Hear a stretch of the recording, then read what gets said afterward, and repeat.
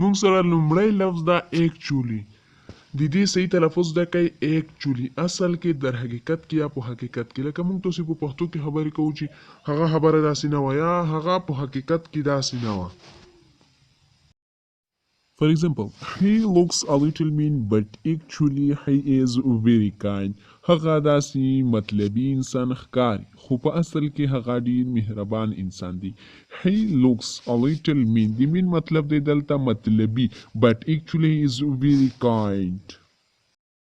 بایټ مطلب یو څه نه کپوال یا یو څه نه یعنی یو څه نه چکوال یا یو څیز خوړل. For example, I took a big bite out of my burger because I was very hungry. ما د خپل برګر نه یو غټ کپ یعنی چک وهو ځکه چې زه ډېر اوږی وم. ډیل د ډیل مطلب دی لین دین کول یا معامله کول یعنی یو چا سره یا سودا کول. For example, it is not a big deal. دا څه دومره غټه خبره خو نه ده که تاسو په انګلیش کې دا خبره کول غواړئ نو تاسو ویلی شئ چې it is not a big deal. ډیزرټ ویل کېږي صحرا ته یعنی د شګې علاقې ته چې هر طرف ته شګې لکه دوبۍ سعودي او داسې نور ملکونه. For example, Dubai is full of deserts. دوبۍ د صحراګانو څخه ډکه ده. Dubai is full of deserts. earthquake زلزلې ته ویل کېږي.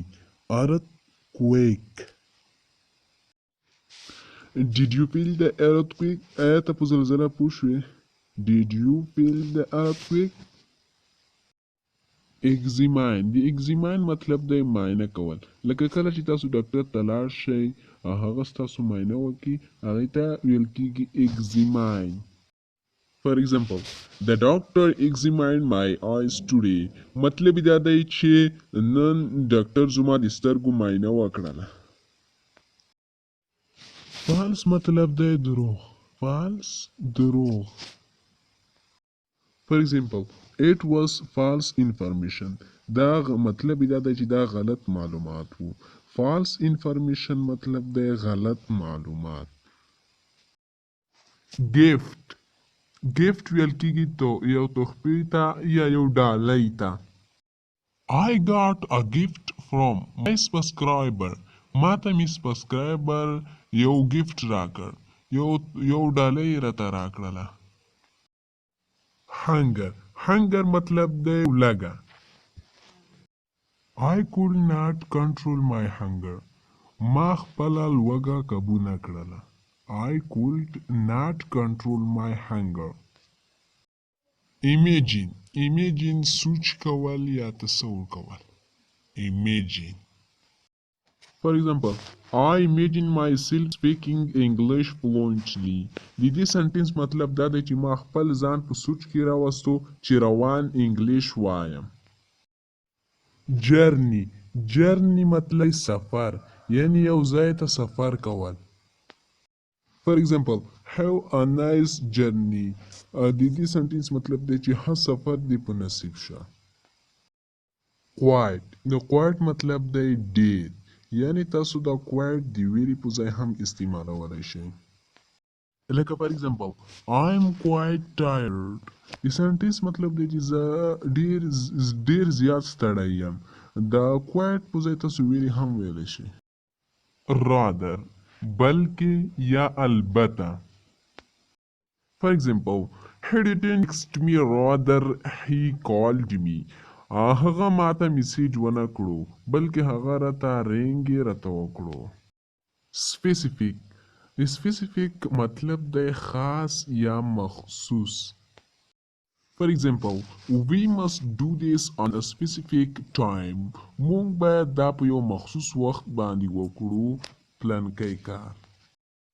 tour. د tour مطلب دی چکر یا سیاحت یا د یو ځای دوره کول. For example, he took a tour of Asia and Europe. هغه مطلب دا دی چې هغه ایشیا او یوروپ ته چکر ووهو. ټریپ هم یو چکر ته ویل کېږي خو ټریپ یو لنډ چکر ته ویل کېږي او ټور یو غټ یعنی لانګ سفر ته ویل کېږي. For example, I took a trip to the city yesterday. مطلب یې دا دی چې ما پرون ښار ته چکر ووهو. ویلیو مطلب دی قدر او قیمت. فار ایگزامپل نو یور ویلیو، خپل قیمت په خپله وپېژنه، یعنې خپل قدر په خپله وکړه چې نور خلک هم ستا قدر وکړي. که ته چېرته ځان بې قدره کړې نو نور خلک به هم تا بې قدره کړي. بس ګرانو کتونکو د نن ورځې لپاره همدومره درس کافي ده. د نورو درسونو لپاره همدغه یوټیوب چینل د ول انګلیش 01 یوټیوب چینل هم درسره سبسکرایب کړئ او په خوا کې د ګنټې نشان ووایئ او بیا په آل باندې کلیک کړئ او بیا د پیج هم درسره فالو کړئ. دا پیج هم درسره فالو کړئ تر څو چې نور درس هم په همدغه پیج او یوټیوب چینل کې ترلاسه کړئ. زموږ یوټیوب چینل نوه ده، دا درسره سبسکرایب کړئ. مننه.